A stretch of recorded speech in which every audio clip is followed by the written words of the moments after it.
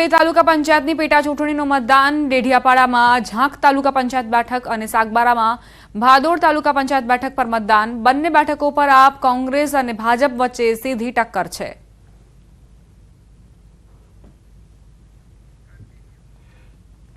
મોરબીમાં વાંકાનેર નગરપાલિકાની ચૂંટણીનું મતદાન ચાલી રહ્યું છે, ત્યારે મોરબીના એસપી રાહુલ ત્રિપાઠી દ્વારા સંવેદનશીલ મતદાન બૂથ સહિત 14 બૂથની રૂબરૂ મુલાકાત લઈ સૂચનાઓ આપવામાં આવી।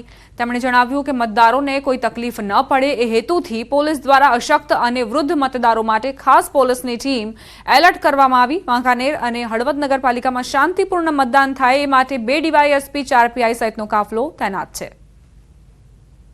હળવદની જે નગરપાલિકાઓની ચૂંટણી છે ત્યારે જિલ્લા પોલીસ વડા ડીવાયએસપી સહિતના જે પોલીસ કર્મચારીઓ ખડે પગે છે।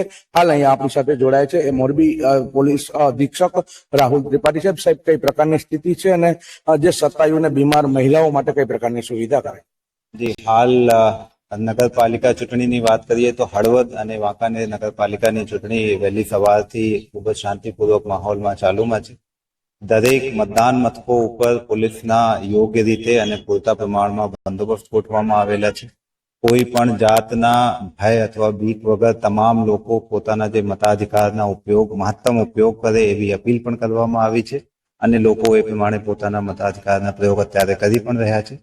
તમામ જગ્યાઓ ઉપર કોઈ એવા અશક્ત વૃદ્ધો અથવા મહિલાઓને કોઈ પણ જાતની મત આપવામાં તકલીફ પડતી હોય અથવા બિલ્ડિંગમાં જવા માટેની કોઈ એવી તકલીફ પડતી હોય તો જિલ્લા પ્રશાસન તરફથી પણ વ્યવસ્થા કરવામાં આવેલી છે। સાબરકાંઠા જિલ્લામાં મતદાનમાં નિરાશા જોવા મળી। પ્રાંતિજ તાલુકા પંચાયતની ઘડી બેઠકમાં એકલ દોકલ વ્યક્તિઓએ જ મતદાન કર્યું। ખેડબ્રહ્મા પાલિકાની ચૂંટણીમાં નીરસ મતદાન જોવા મળ્યું, જ્યારે ઘડી બેઠકમાં મતદારોની ઉદાસીનતા નજરે પડી। તાલુકા પંચાયત સહિત પાલિકાના મતદાન બૂથ ખાલી જોવા મળ્યા।